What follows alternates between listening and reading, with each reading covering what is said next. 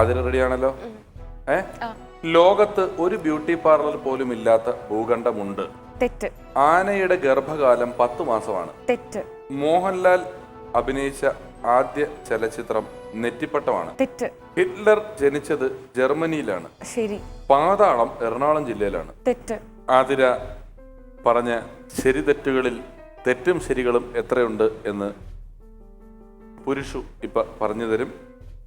ആതിരയോട് ഞാൻ ആദ്യം ചോദിച്ച ചോദ്യം, ലോകത്ത് ഒരു ബ്യൂട്ടി പാർലർ പോലും ഇല്ലാത്ത ഭൂഖണ്ഡമുണ്ട് എന്ന് പറഞ്ഞു. അപ്പോൾ തെറ്റ് എന്ന് പറഞ്ഞു. അത് ശരിയാണ്. ബ്യൂട്ടി പാർലർ ഇല്ലാത്ത ഭൂഖണ്ഡമുണ്ട്. അറിയില്ല. ബ്യൂട്ടി പാർലർ ഇല്ലാത്ത കോണ്ടിനെന്റ് ഉണ്ട്. For example Antarctica. Antarctica is a continent which is full of penguins and no beauty parlor there. No beauty parlor at all. ഭൂഖണ്ഡം അറിയില്ല. ഭൂഖണ്ഡം എന്ന് വെച്ചാൽ എന്താണെന്ന് അറിയില്ല. അതായിരുന്നു ഇവിടെ പറ്റിയത്. You are English medium? Because of that, ഭൂഖണ്ഡം is very toughest question. Okay. ആനയുടെ ഗർഭകാലം 10 മാസമാണ് എന്ന് ഞാൻ പറഞ്ഞു. താൻ തെറ്റ് എന്ന് പറഞ്ഞു. അത് തെറ്റ് തന്നെയാണ്. 10 മാർക്ക് കിട്ടി. ആനക്ക് എത്ര നാളാണ് ഗർഭം? 10 മാസത്തില് കൂടുതലാന്നറിയാം. മനുഷ്യന് എത്ര മാസമാണ്? 9 മാസവും പിന്നെ കുറച്ച് ദിവസം. പക്ഷെ ആനക്ക് എത്ര മാസമാണ് ഗർഭം? 14 ആയിരിക്കും. നീ ഇത് പറ, ആന എത്ര മാസം ഗർഭമുണ്ട്? 21 ആണോ?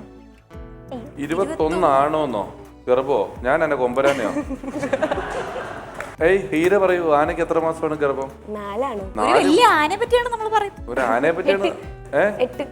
8 മാസം പോരാ. 12 പോരാ. മതി, നിർത്തി. ആനക്ക് 22 മാസം. 21 വരെ പറഞ്ഞു നീതു. പക്ഷെ 22 മാസമാണ് ആന ചെക്കപ്പും മരുന്ന് കഴിപ്പും ഫോളിക് ആസിഡ് കഴിക്കലും അതും ഇതും എല്ലാം കൂടെ ഒരു രക്ഷയില്ലാതെ ആന ജീവിക്കുന്നത്. എന്നാൽ ആനയ്ക്ക് ആയുസ് മനുഷ്യന്റെ അത്ര തന്നെയാണ്. മോഹൻലാൽ അഭിനയിച്ച ആദ്യ ചലച്ചിത്രം നെറ്റിപ്പട്ടമാണ് എന്ന് ഞാൻ പറഞ്ഞു. അപ്പോൾ മോള് തെറ്റ് എന്ന് പറഞ്ഞു. അത് തെറ്റ് തന്നെയാണ്. മോഹൻലാൽ അഭിനയിച്ച ആദ്യ ചിത്രം തിരനോട്ടം എന്ന സിനിമയാണ്. 1978 അശോക് കുമാർ ഡയറക്ട് ചെയ്തത്. കേട്ടോ, റിലീസായില്ല. തിരനോട്ടം എന്ന് പറയുന്ന കേട്ടോ ഞാൻ പറഞ്ഞത്. ഹിറ്റ്ലർ ജനിച്ചത് ജർമ്മനിയിലാണ് എന്ന് ഞാൻ പറഞ്ഞു. അപ്പോൾ മോള് പറഞ്ഞു അത് ശരിയാണെന്ന്. എന്നാൽ അത് തെറ്റാണ്. 1889 ഏപ്രിൽ 20 ബ്രൂണോ അമീൻ എന്ന് പറയുന്ന സ്ഥലം ഓസ്ട്രിയയില്, അവിടെയാണ് ഹിറ്റ്ലർ ജനിച്ചിട്ടുള്ളത്. പാതാളം എറണാകുളം ജില്ലയിലാണ് എന്ന് ഞാൻ പറഞ്ഞു. അപ്പോ തെറ്റ് എന്ന് പറഞ്ഞു. അത് ശരിയാണ്. പാതാളത്തിൽ ആരാണുള്ളത്? ആരുമില്ല. ആരെങ്കിലും ഉള്ളതായിട്ട് അറിവുണ്ടോ പാതാളത്തില്? ഇല്ല. ഷൂട്ട് കഴിഞ്ഞ് പുറത്തേക്ക് ഇറങ്ങുക, ഏലൂര് ബസ്സിൽ കയറുക. എറണാകുളം ജില്ലയിൽ പാതാളം എന്ന് പറയുന്നൊരു സ്ഥലമുണ്ട്. അവിടെ ഇഷ്ടംപോലെ വീടുണ്ട്, മനുഷ്യരുണ്ട്, ലക്ഷക്കണക്കിന് ആൾക്കാരുണ്ട്. കേട്ടോ, പാതാളം എറണാകുളം ജില്ലയിലാണ്. നമ്മുടെ ആതിര 20 മാർക്കാണ് ഈ റൗണ്ടിൽ വാങ്ങിച്ചു കൂട്ടിയത്. ഇനി അടുത്തത് ചോദിക്കാൻ പോകുന്നത് നീതുവിനോടാണ്. വെള്ളത്തിൽ വെടിയുണ്ടയ്ക്ക് വേഗം കൂടും. മരവാഴ ഒരു ഓർക്കിഡ് കുടുംബാംഗമാണ്. ആശാ ബോൺസിലെ മലയാളത്തിൽ ആലപിച്ച ഗാനമാണ് കദളി ചെങ്കദളി. ലോകത്തിന്റെ ഫാഷൻ തലസ്ഥാനം എന്നറിയപ്പെടുന്ന നഗരം പാരീസ് ആണ്. തൃശ്ശൂരിൽ പുലി ഇറങ്ങുന്നത് 4-ാം ഓണത്തിനാണ്. നീതൂര് നേരെ ഞാൻ കത്തിച്ചെറിഞ്ഞ മാലപ്പടക്കങ്ങളിൽ എത്ര എണ്ണം പൊട്ടി, എത്ര എണ്ണം ചീറ്റി എന്ന് പുരുഷു നമുക്കിപ്പോൾ പറഞ്ഞു തരും. നീതൂരിനോട് ഞാൻ ആദ്യം ചോദിച്ച ചോദ്യം വെള്ളത്തിൽ വെടിയുണ്ടയ്ക്ക് വേഗത കൂടും എന്നുള്ളതാണ്. അപ്പോൾ നീതു പറഞ്ഞു ശരിയെന്ന്. എന്നാൽ അത് തെറ്റാണ്. വെള്ളത്തിന് സാന്ദ്രത കൂടുതലായതുകൊണ്ട് അതിന്റെ വെടിയുണ്ടയുടെ സ്പീഡ് കുറയുകയേ ചെയ്യുള്ളൂ. ഏത് സാധനം വെള്ളത്തിൽ പോയി, മീനിന് മാത്രമേ വെള്ളത്തിൽ സ്പീഡുള്ളൂ. രണ്ടാമത് ഞാൻ ചോദിച്ചു മരവാഴ ഒരു ഓർക്കിഡ് കുടുംബാംഗമാണ് എന്ന്. അപ്പോൾ താങ്കൾ പറഞ്ഞു ശരി എന്ന്. എന്നാൽ അത് ശരി തന്നെയാണ്. 10 മാർക്ക്. മരവാഴയ്ക്ക് വാൻഡാസ് പാർപ്പിലാത്ത എന്നാണ് അതിൻ്റെ ശാസ്ത്രീയ നാമം. ആ പുഷ്പത്തിൻ്റെ നീര്, തിമിരം, ഗ്ലൂക്കോമ തുടങ്ങിയ ഒരുപാട് അസുഖങ്ങൾക്ക് മരുന്നായിട്ട് ഉപയോഗിക്കാറ്. അന്ധതയ്ക്ക് വരെ മരുന്നായിട്ട് ഉപയോഗിക്കുന്നതാണ്. അത് ഞാൻ ചോദിച്ചു ആശാ ബോൺസിലെ മലയാളത്തിൽ ആലപിച്ച ഗാനമാണ് കദളി ചെങ്കദളി.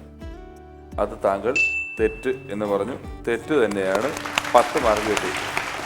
1974 രാമു കാര്യാട്ട് സംവിധാനം ചെയ്ത നെല്ല് എന്ന ചിത്രത്തിലെ ഗാനമാണ്. സലീൽ ചൗധരിയുടെ മ്യൂസിക്കിലാണ് വന്നിരിക്കുന്നത്. അത് ലതാ മങ്കേഷ്കറാണ് പാടിയിരിക്കുന്നത്. അപ്പോൾ എൻ്റെ അടുത്ത ചോദ്യത്തിലേക്ക് ഞാൻ പോവുകയാണ്. ലോകത്തിന്റെ ഫാഷൻ തലസ്ഥാനം എന്നറിയപ്പെടുന്ന നഗരം പാരീസ് ആണ് എന്ന് ഞാൻ പറഞ്ഞു. താങ്കൾ ശരിയെന്ന് പറഞ്ഞു. അത് ശരി തന്നെയാണ്. 10 മാർക്ക്. ലോകത്തിന്റെ ഏറ്റവും പുതിയ ട്രെൻഡുകൾ, അന്താരാഷ്ട്ര ബ്രാൻഡുകളെല്ലാം അവതരിപ്പിക്കപ്പെടുന്നത് പാരീസിലാണ്. മാത്രമല്ല ലോകത്ത് ഏറ്റവും കൂടുതൽ ഫാഷൻ ഷോകൾ നടക്കുന്ന സിറ്റി പാരീസാണ്. കലാകാരന്മാരുടെ ഒരു പ്രിയപ്പെട്ട സ്ഥലമാണ് പാരീസ് എന്ന് പറയുന്ന നഗരം. പിന്നെ ഞാൻ പറഞ്ഞു തൃശ്ശൂരിൽ പുലി ഇറങ്ങുന്നത് 4-ാം ഓണത്തിനാണ് എന്ന് പറഞ്ഞു. അപ്പോൾ താങ്കൾ ശരിയെന്ന് പറഞ്ഞു. അത് ശരി തന്നെയാണ്. 10 മാർക്ക് കിട്ടിയിരിക്കുകയാണ്. അതിലേക്ക് 20 കിട്ടിയത്. 20 മാർക്ക് നേരെ ഇരട്ടിയാണ് നീതു മേടിച്ചിരിക്കുന്നത്. ഇത് പ്രതീക്ഷിച്ചില്ല. ഇത് കണ്ടു കഴിഞ്ഞപ്പോ അയ്യോ എനിക്കോ? അതെ, പക്ഷെ ആതിരയുടെ മുഖം പാടി ഒരു ചെറിയ അസൂയ വന്നില്ലേ? അസൂയൊന്നുമില്ല. അസൂയില്ല. പുറത്തിറങ്ങിയ കണ്ണിൽ മുളക് പൊടി വരെ ഇടൂലേ? അത് ചെയ്യൂലേ? ടർക്കി കോഴിയെ കൊണ്ട് നെറ്റിയിൽ കൊത്തിക്കും. കാന്താരി മുളക് കൊണ്ട് കണ്ണെഴുതി കൊടുക്കും. ഒന്നും ചെയ്യില്ല. ബ്ലേഡിൽ പഴം വെച്ചിട്ട് തിന്നാൻ കൊടുക്കൂലേ? ഒന്നും ചെയ്യില്ല. ഓക്കെ. തനിക്ക് ചോദ്യം വേണം അല്ലെ? ഞങ്ങൾ തമാശ പറഞ്ഞേക്കുമ്പോ തനിക്ക് ടെൻഷനാണ് അല്ലേ? താൻ ഇങ്ങനെ എന്നിട്ട് ഞാൻ നേരത്തെ ചോറുണ്ടതാണോ ഇങ്ങനെ അടിച്ചു അതൊന്ന് കാണിച്ച് തല മാത്രം ഒന്ന് അങ്ങോട്ടും ഇങ്ങോട്ട് വാട്ടിക്ക്. ഒന്നിട്ട് കണ്ണും കൂടെ അതിന്റെ കൂട്ടത്തിൽ പോണം. കണ്ട ഇപ്പൊ കാറിൽ ഫ്രണ്ടിൽ സോളാറിനൊരു സാധനം മേടിക്കാൻ കിട്ടും. കാറിൽ വെച്ച് ഞാൻ ഇങ്ങനെ കാണിച്ചോണ്ടിരിക്കും. അതൊന്നുകൂടെ കാണിച്ച്. ആഹാ തോം തോം തോം മബസാനി തോം തോം തോം. പിടിച്ചോ. ശബ്ദം അളക്കാനാണ് ഡെസിബൽ ഉപയോഗിക്കുന്നത്. ഓണത്തിന് വീടുകളിൽ വിരുന്നെത്തുന്ന ഒരു നാടൻ കലാരൂപമാണ് ഓണപ്പൊട്ടൻ. നമ്മൾ നേരിൽ കാണുന്ന സൂര്യൻ 500 സെക്കൻഡെങ്കിലും പഴയതാണ്. ശരി. വൈറസ് ആണ് ജലദോഷം ഉണ്ടാക്കുന്നത്. 4 അടി മണ്ണാണ് വാമനൻ മഹാബലിയോട് ആവശ്യപ്പെട്ടത്. ശരി. ഹീര എത്ര ശരികളും എത്ര തെറ്റുകളും പറഞ്ഞിട്ടുണ്ട് എന്ന് പുരുഷു നമുക്ക് പറഞ്ഞു തരും. ഹീരയും പുരുഷവുമാണ് ഇനി മത്സരത്തിൽ പങ്കെടുക്കുന്നത്. ഹീരയോട് ഞാൻ ആദ്യം ചോദിച്ചു, ശബ്ദം അളക്കാനാണ് ഡെസിബൽ ഉപയോഗിക്കുന്നത്. അപ്പോൾ താങ്കൾ തെറ്റ് എന്ന് പറഞ്ഞു. അത് ശരിയാണ്. 0 മാർക്ക്. എത്ര ഡെസിബൽ സൗണ്ട് രാത്രി 10 മണിക്ക് ശേഷം പാടില്ല, ഇത്ര ഡെസിബൽ സൗണ്ടേ പാടുള്ളൂ, ഇത്ര ഡെസിബൽ സൗണ്ടേ മനുഷ്യന്റെ ചെവിക്ക് കേൾക്കുള്ളൂ എന്നൊക്കെ കേട്ടിട്ടില്ലേ? കേട്ടിട്ടുണ്ട്.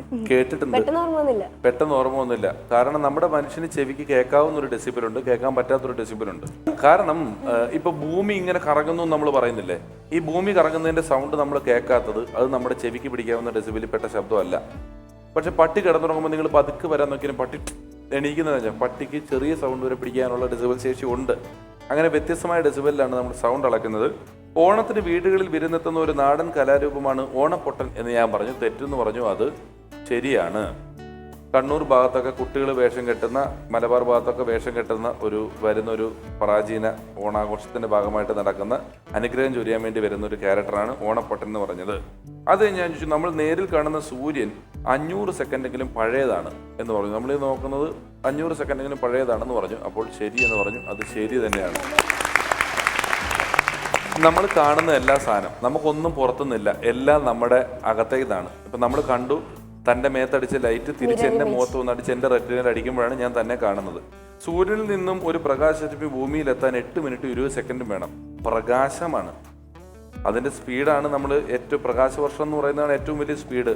എന്നിട്ട് പ്രകാശം പോലും സൂര്യനിൽ നിന്ന് ഭൂമിയിലെത്താൻ 8 മിനിറ്റും 20 സെക്കൻഡും എടുക്കും. അപ്പോൾ നമ്മൾ 500 സെക്കൻഡ് പഴയ സൂര്യനെയാണ് ഓരോ നിമിഷവും കണ്ടുകൊണ്ടിരിക്കുന്നത്. പിന്നെ ഞാൻ ചോദിച്ചു, വൈറസാണ് ജലദോഷം ഉണ്ടാക്കുന്നത് എന്ന് പറഞ്ഞു. അപ്പോൾ താങ്കൾ തെറ്റ് എന്ന് പറഞ്ഞു. അത് ശരിയാണ്. 0 മാർക്ക്. വൈറസ് തന്നെയാണ് ജലദോഷം ഉണ്ടാക്കുന്നത്. ബാക്ടീരിയ അല്ല, അത് മറ്റേത്. കാരണം ബാക്ടീരിയ പല്ലിൻ പോടുകളിൽ വരുന്നതാണ് ബാക്ടീരിയ. ജലദോഷം ഒരു വൈറസ് അസുഖമാണ്. ജലദോഷം മുതൽ എയ്ഡ്സ് വരെ വൈറസാണ്. ഇനിയൊരു കാര്യം കൂടെ പറയാം. ഈ വൈറസിന് കാര്യമായ ചികിത്സകൾ കണ്ടുപിടിച്ചിട്ടില്ല ഇപ്പോഴും. അതുകൊണ്ടാണ് ജലദോഷവും നിങ്ങൾ ഗുളിക കഴിച്ചാൽ ആ ഒരു 6 മണിക്ക് കുറയത്തേ ഉള്ളൂ. 6 മണിക്കൂർ അത് കഴിഞ്ഞാൽ പിന്നെയും വരും. ശ്രദ്ധിച്ചിട്ടില്ലേ? ജലദോഷം ഗുളിക കഴിച്ചാൽ കംപ്ലീറ്റ് ആയിട്ട് മാറൂല. അത് ഞാൻ 4 അടി മണ്ണാണ് വാമനൻ മഹാബലിയോട് ആവശ്യപ്പെട്ടത് എന്ന് പറഞ്ഞു. അപ്പോൾ മോള് പറഞ്ഞു അത് ശരിയാണെന്ന്. അത് തെറ്റാണ്. നീതു പറ. നീതു, എത്ര അടി മണ്ണാണ് വാമനൻ മഹാബലിയോട് ചോദിച്ചത്? 6 അടി മണ്ണാണ് വാമനൻ മഹാബലിയോട് ചോദിച്ചത്. ഇതൊന്നും നിങ്ങൾ രണ്ടുമല്ല. ആതിര പറ, എത്ര അടി മണ്ണാണ്? 2 അടി. നമ്മുടെ ഒരു സാമാന്യ ബുദ്ധിയിൽ ചിന്തിച്ചു നോക്കിയാൽ 2 അടി മണ്ണാണോ ഇത്രയും വലിയ ഒരാളെ ചവിട്ടി താഴ്ത്തി മണ്ണിനടിയിലോട്ടെന്ന് പറയുമ്പോൾ വാമനം വന്ന് ചോദിക്കാൻ സാധ്യത ഉള്ളത്? ഇപ്പോൾ ഏക്കർ സെന്റ് എന്നൊക്കെ ഉള്ള കണക്കുകളായി സ്ഥലത്തിന്. ഒരുപക്ഷെ കേരളത്തിൽ നടന്ന ആദ്യത്തെ റിയൽ എസ്റ്റേറ്റ് മാഫിയ ആക്രമണം നേരിട്ടത് മഹാബലിയാണ് അല്ലേ? എന്തു? അപ്പോൾ ശരിക്കും എത്ര അടി മണ്ണെങ്കിലും ചോദിച്ചിട്ടുണ്ടാവും വാമനൻ? 8 അടി. 8 മതിയോ? 10. എത്ര വരെ നിങ്ങൾ കൂട്ടും? ഇത് മാക്സിമം കൂടിയാൽ നിങ്ങൾ എത്ര കൂട്ടും? 22 വരെ. 22 അടി മണ്ണാണ് വാമനൻ മഹാബലിയോട് ചോദിച്ചത്. ശരിയാണ്. ബ്യൂട്ടിഫുൾ. ആതിര 3 അടിയായിരിക്കും. 3 അടി ആയിരിക്കും. അത് ആരാ ഇപ്പൊ പറഞ്ഞു തന്നത്? ആരും പറഞ്ഞില്ല, ഞാൻ അങ്ങനെ ആലോചിച്ചപ്പോ 3 ഉത്തരം കിട്ടി. 2 അടി വെച്ചിട്ട് 3ാമത്തെ അടി വെക്കുമ്പോ എന്റെ തലയിൽ വെച്ചോളാൻ പറഞ്ഞു. ആ പണ്ടെങ്ങോ ഒരു കഥ എവിടുന്നോ സ്കൂളിൽ പ്രസംഗിക്കാൻ വന്ന ഏതോ ഒരാള് വേറൊന്നും പ്രസംഗിക്കാനില്ലാത്തതുകൊണ്ട് ഓണത്തിന്റെ ദിവസം ഓണത്തിന്റെ കഥ തന്നെ പ്രസംഗിച്ചിട്ട് പോയപ്പോൾ നമ്മളത് കേട്ടു അല്ലേ? എന്നാല് ഞാൻ എന്താ ചെയ്യണ്ടേ പറയണ്ടേ? ചില സമയത്ത് നമ്മൾ ഇങ്ങനെ ചെയ്യുന്നത്, നമ്മള് ഓണമായിട്ട് ഓണത്തിന്റെ ചിത്രയുടെ എപ്പിസോഡിൽ തന്നെ ഞങ്ങളുടെ കൂട്ടത്തിൽ 22 അടി മണ്ണി വെച്ച് വാമനെ മഹാബലിയോട് ചോദിച്ചത് 3 അടി മണ്ണാണ്. ആകാശവും ഭൂമിയും എല്ലാം കൂടെ പുള്ളി 2 അടി കൊണ്ട് തന്നെ അളന്ന് തീർത്തിട്ട് 3ാമത് കാല് വെക്കാൻ സ്ഥലമില്ലെന്ന് പറഞ്ഞതാണ് നമ്മുടെ ചരിത്രം. 3 റൗണ്ടുകൾ അവസാനിക്കുമ്പോൾ ഈ റൗണ്ടിൽ ആര് ജയിച്ചു ആര് തോറ്റു എന്നുള്ളതെല്ലാം നമുക്ക് ഇപ്പൊ തന്നെ അറിയാനായിട്ട് സാധിക്കും. മാലപ്പടക്കം റൗണ്ട് അവസാനിക്കുമ്പോൾ 20 മാർക്കാണ് ആതിരയ്ക്ക് കിട്ടിയിരിക്കുന്നത്, 40 മാർക്കാണ് നീതുവിന് കിട്ടിയിരിക്കുന്നത്, കീരയ്ക്ക് കിട്ടിയിരിക്കുന്നത് 10 മാർക്കാണ്. അവിടുന്ന് 22 അടിക്കുള്ളിൽ ഇവിടം വരെ വരും. 22 അടി വെച്ച് വരും. 4 5 6 7 8 9 10 11 12 13 14 16 17 18 19 20 22 അടി ഇവിടെ നിന്ന് 22 അടി വെച്ചുകൊണ്ട് ഹീര ഇവിടെ വന്നിരിക്കുകയാണ്. വാമനൻ മഹാബലിയോട് 22 അടി മണ്ണ് ചോദിച്ചു എന്ന് പറഞ്ഞതുകൊണ്ട് എനിക്ക് കൂടുതൽ ആ വിഷയങ്ങളിലേക്ക് ഒന്നും കടക്കാതെ ഇവരോട് എന്താണ് പറയാനുള്ളതെന്ന് പറയൂ. ജയിച്ചിട്ട് ഗിഫ്റ്റ് പകുതി നമ്മൾ പറഞ്ഞ ഡീൽ ഓർമ്മയുണ്ടല്ലോ, അതേപോലെ. തനിക്ക് എന്താ വേറെ കഴിവുള്ളത്? സ്കൂളിൽ പഠിക്കുമ്പോൾ എന്തിനാ പ്രൈസ് കിട്ടിയത്? ഡാൻസും സ്പോർട്സും. സ്പോർട്സിൽ ഏതൊക്കെ ഐറ്റത്തിനാണ് കിട്ടിക്കൊണ്ടിരുന്നത്? Long jump, relay, race. ഓടിയിട്ട് വടി കൊടുക്കുന്ന സാധനത്തിന്റെ പേരില്ല റിലേ എന്ന് പറയുന്നത്. ഒരാൾ അപ്പൊ ഇതിനിടയിൽ ഒരാൾ സ്പീഡിൽ ഓടിയില്ല നമ്മൾ തോറ്റു അല്ലെ? നമ്മൾ മാത്രം ഓടിയോണ്ട് ഒരു വിശേഷമില്ല ഇതിനകത്ത്. സിനിമാറ്റിക് ഡാൻസിൽ ഏതെങ്കിലും ഒരു സ്റ്റെപ്പ് പാട്ട് വെക്കാതെ പാടുള്ളൊരു സ്റ്റെപ്പ് ഞങ്ങൾക്ക് വേണ്ടി കാണിച്ചു തരാൻ പറ്റുമോ? എനിക്കത് കാണിക്കാനേ പറ്റില്ല.